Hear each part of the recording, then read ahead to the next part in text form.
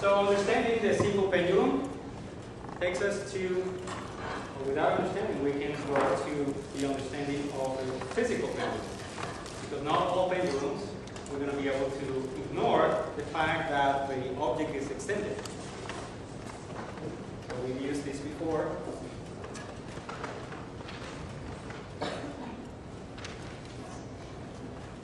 So if I choose this as my pivot point, and knowing that this is the center of mass of the object, we know that this object also moves with oscillatory motion. It looks just as nice as the motion of the pendulum. So let's use again the same technique, but to the more general case of very extended object. So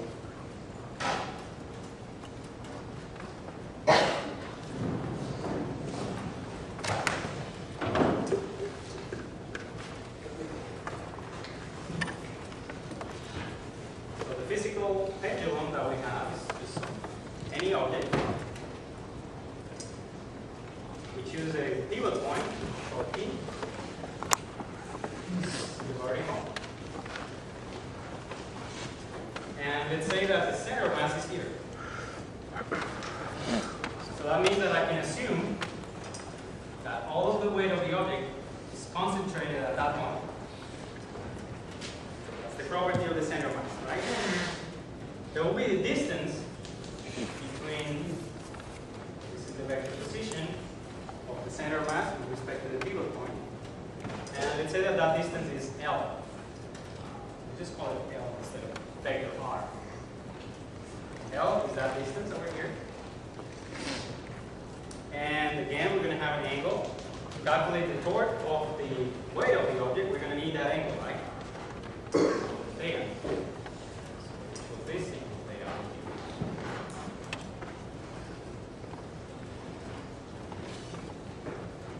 One more time, we say that object is rotating, so at any instant of time, if you calculate the torque acting on it, that should give you the moment of inertia with respect to p times the acceleration of the object at that instant.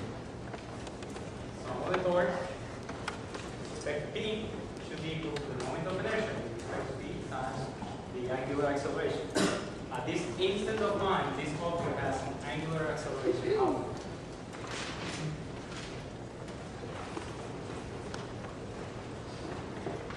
It's important that when you study this topic, you remember that the L stands here for the distance.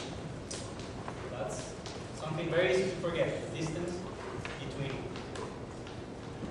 P, whatever point you chose as your pivot point, and the center of mass. This implies you know where the center of mass is when you do this calculation, right? Or maybe the final product of your calculation is to find the center of mass, the moment of inertia, or something like that. But that is a quantity that's going to be there, and that L refers to the center of mass, the distance from P. As before, that's identical to what we had before. There will be a force at the pivot point, because it's at the pivot point, doesn't do any torque. So the only torque, the net torque acting in the system is just due to gravity. So the sum of the torques about point P is going to be the torque of gravity, which is, one more time, minus mg times L. L before, for the simple pendulum, referred to the length of the string. L refers to that. It's the only difference. Again, sine theta. And the moment of inertia, with respect to P, you can write it in terms of, if you know it already, fine, you can use it in your equation. But if you don't know it, you probably know this moment of inertia with respect to the center of mass. And if you do, then the moment of inertia with respect to P is that plus the mass of the object multiplied by L squared. The parallel axis theorem.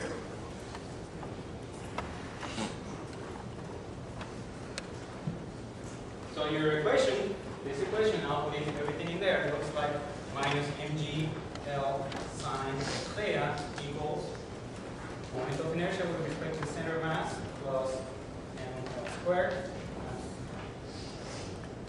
Again, we're looking after the equation for the simple harmonic oscillator, so I'm going to write it in terms of second derivative of theta with respect to time.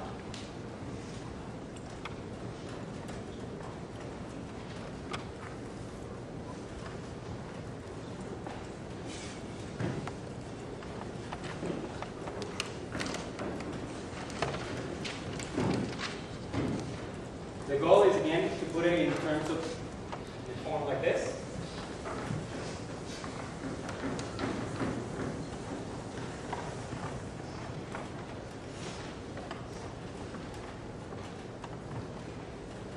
Minus, well, let's start with a small angle approximation. This is the small angle approximation. One more time, we're going to assume that the oscillation is small. I didn't displace this thing too far from the equilibrium point. So the sine of theta, one more time, I'm going to say that it's very close to theta, which makes that equation look very similar to the simple harmonic oscillator. So we have minus mg L theta equals of inertia with respect to center mass plus ml squared times second derivative of theta with respect to t.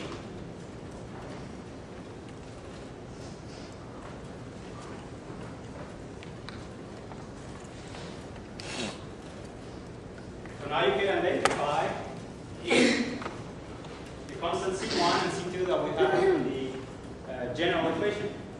That is C1, is C2. So the period of a physical pendulum is C1, which is mgL, divided by the moment of inertia with respect to P, or if you want to break it down into the two pieces, we have there the moment of inertia with respect to center mass plus ml squared.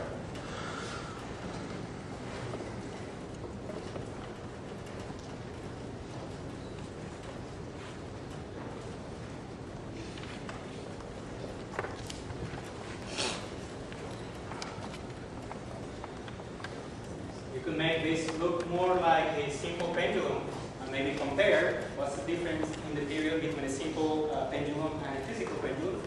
So maybe you want to write this in terms of group everything and leave here the square root of C over L. So if you do that, then you get G on top, L down here. Basically, you're going to divide everything factor out ml squared out of here. You get L factor of 1 plus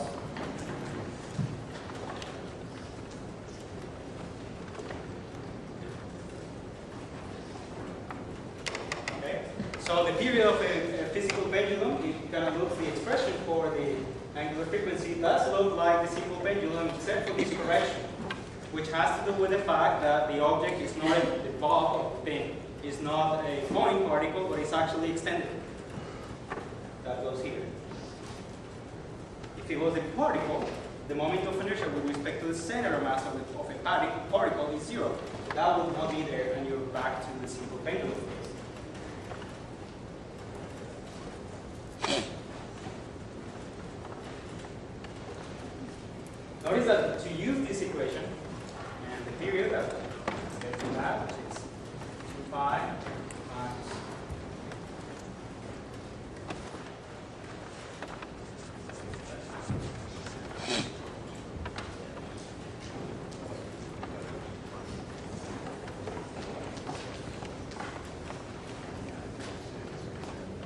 to be able to use this equation in solving a problem, very important. You need to know where the center of mass is, because that L depends on that.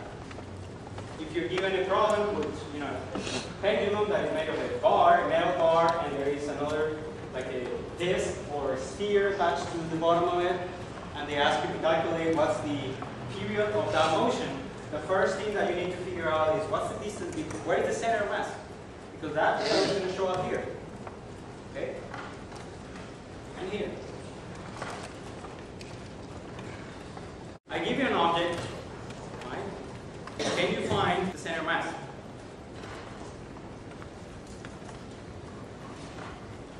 how would you find the center of mass? No integration. You're familiar with integration. You might think, I break into two pieces and I add that.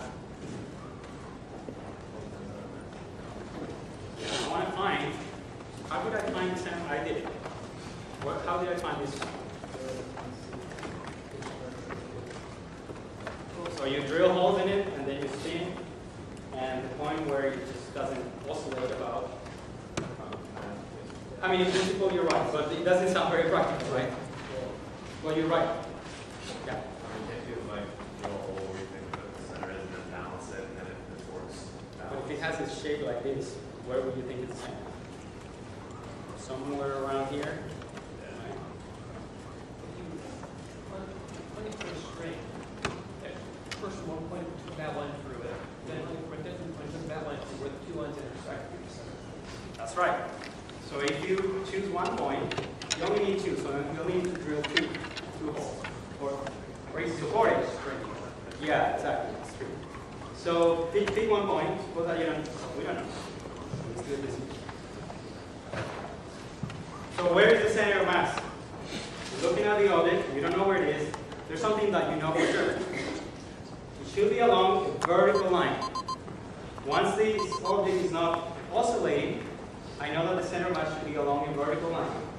I'm not going to be able to draw that well, but let's try. How did I draw a line? I draw a line. I don't know if the center of mass is here, here, but I know for sure it's not here. If it was here, this would be moving like this, and it would stop there. Okay? So then, all you need is another point. Right? I know that the center of mass will be along the vertical line right below the support point. Right? And the point where they intersect, that should be the center of mass. If you want to be more precise, you can take a third point, some other place, and then have a third line, make sure that it goes through the same spot. And that's your center of mass. What if I ask you, what is the moment of inertia of this thing with respect to the center of mass? I hand you, in the final exam, I hand every one of you a board like this. And the one question in the final exam is, find the moment of inertia with respect to the center of mass of this board that you have. So we already did one important step, which is, where is the center of mass? You did. You know where it is. Now, how do we use that information to find the moment of inertia? Since we just discussed physical pendulum, you might think that somehow this equation is going to help you with that task. Right? There might be other approaches that don't have anything to do with this, but let's just stick to this one. How would this equation help me find the moment of inertia with respect to the center of mass? Provided I already know L. Yeah? Okay. You can weigh it, suppose you can weigh and find the mass. So you use the mass, you just figure out L by hanging it from different points. Right? This is not known. G, you should know it, 9.8. The only other thing that you will need is the measurement of the period of the oscillation.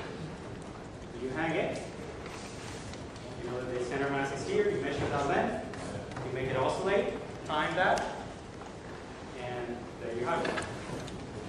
That's actually how NASA, I don't know if they're still doing it, but for a long time at least, that's how they found the moment of inertia of the satellite, which is a very important quantity to know, because satellites often will be spinning in space, and you want to know how much is the moment of inertia, because, for example, if you want to change the rate of rotation of the satellite, you have to put a torque with rockets, and how much fuel you need and all those considerations will depend on what the moment of inertia of the satellite. So they will literally hang the satellite from different big room, right? Hang it from different points, right? Figure out where the center of mass is. Once you know that, then you just hang it from one place and watch it how it oscillates, measure that period, and that gives you the moment of inertia.